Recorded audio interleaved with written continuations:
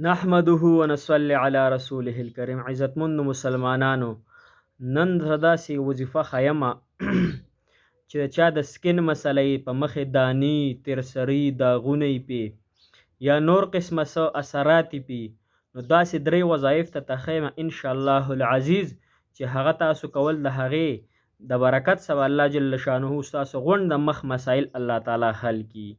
خو په شرط د دې چې کم مصنوعي هغه څیزونه موږ استعمالو چې هغه وغورځو یو سیټ ته، کم کریم شو، کم پېشواش شو، یا کم پوډر شو، یا کم تیل شو، هغه موږ د خپل ښایست دپاره استعمالو، خپل مخ دپاره استعمالو چې زمونږ دانې تیرسري ختم شي. لیکن دا ارزي کار به ستاسو کوي، خو همیشه کار ستاسو نه کوي. ارزي او تینی ملا به ستاسو ښایست ستاسو د مخ هغه رونق په راولي، خو لیکن کم اثر او کم دغه چې دی ارزي ته هغه به ستاسو ختمی.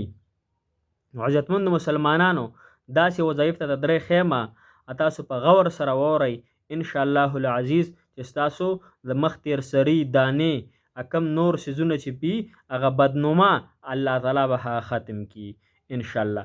لومبی خو به دا کار کوئ چې 15 وخته مونځ به کوئ، 15 وخته مونځ به کوئ. او نور کله چې مونږه سجده کوو نو سبحان ربی الاعلی 3 فیرې وایو. نو دا دینه پس چې انشاءالله موږ سجده کوو چې سبحان ربی الاعلی 15 پیرې یا 11 پیرې کم از کم، یا دینه سیوا هم نور وایو. ځکه چې کم سړی سجده اوږده کوي نو دغه یو وخت چې د سر ته د دې زړه نه پوره اینه ورورسي. کله چې سړی په سجده شي نو دا سر لاندې شي او د زړه دا پرشر سیوا شي، نو د زړه نه دا اینه او د بدن نه دا اینه سر ته پوره ورځي. نو دې سره کم د مخ کې چې واړه واړه سره رګونه الله تعالی هغه رونق او ښایست په دې مخ کې راولي. نو څه به کوو؟ په اول نمبر سجده به اوږده کوو، صحیح ده انشاءالله. په دویم نمبر هر مونځ نه پس په 11 پیرې صلی الله علیه و آله وسلم، صلی الله علیه و آله وسلم، دا به د هر مانځه نه پس 11 پیرې وایو. بیا په دې لاسو باندې داسې شکو او داسې په غونډ مخ باندې بیا راکاږو، د هر مونځ نه پس 11 پیرې. صحیح شو.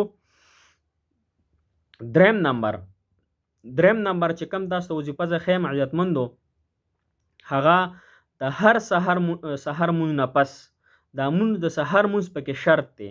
هسې نه چې بیا تاسو وایئ چې یاره وظیفې کار ونه کو، خو وظیفه به ځکه کار کوي چې انشاءالله د سحر مونځ موږ وکړو.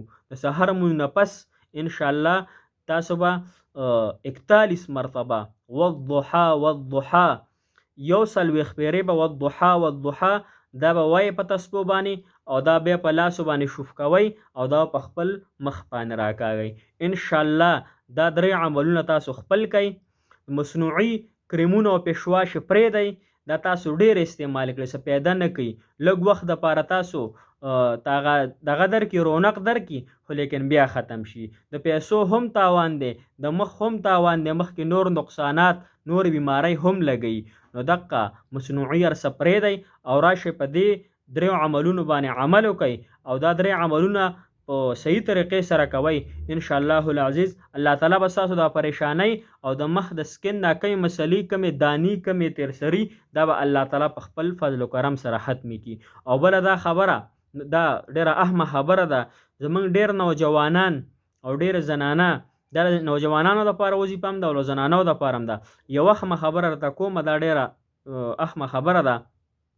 دا د عزتمندو چې تاسو خیال کړئ د چا په دې مخ باندې دانی، نو هغه دا شی کوي، دا دانې ماتوي، زورونه پې کوي، دا دانې ماتوي. نو هغې نه چې کومه جراثیم راوځي دی بیا بل سیټ ته دا شی کوي. نو هغه ځای چې بیا داسې کوي نو هغه جراثیم دې مخ ته راورسي، نو د هغې د وجې نه زموږ دا غوڼ مخ چې دی خراب شي. بله اهمه نقطه پکې دا ده چې نن سبا دا کم مخونه مسح کېږي او کمې دانې پرې راخیږي عزتمندو مسلمانانو، د ګناه وجه هم ده چې ګناهونه وسمو تاسو پرېږدو انشاءالله الله تعالی به زما ستاسو مخ ښکلی روښانه سازي. او بله اهمه خبره پکې دا هم ده چې حدیث مبارک کې راځي کم سړی چې 15 وخته مونځ نه کوي نو د هغه ته په 15 طریقو سره عذاب میلاویږي. هغې کې یو دا هم دی چې د مخ نه به هغه نورانیت ختم شي، د صالحین رڼا به د نه مخ نه ختم شي. عزتمندو د په 15 وخته مونځ خو هسې وخت تېرېږي، زندګي روانه ده، مخکې د منګه ورپسې قبر له رواني، ورځ ته ورځ مړی سیوا کېږي. هلک وایي خلک سیوا شو، خلک سیوا کېږي خو ورسره خلک هم ډېر مړه کېږي، په مخه ایلالونه دي هر ځای نه. نو عزتمندو راځئ چې دا کلمات هم خپل کړو او 15 وخته مونځ شروع کړو، د الله تعالی سره روغه وکړو. هسې نه چې بیا ګورې خفه یو، هسې نه چې بیا خفه یو. الله تعالی دې ما او تاسو له په دې مختصرو خبرو باندې د عمل کولو توفیق را نصیب کړي. واخر دعوانا الحمدلله رب العالمین. جزاک الله.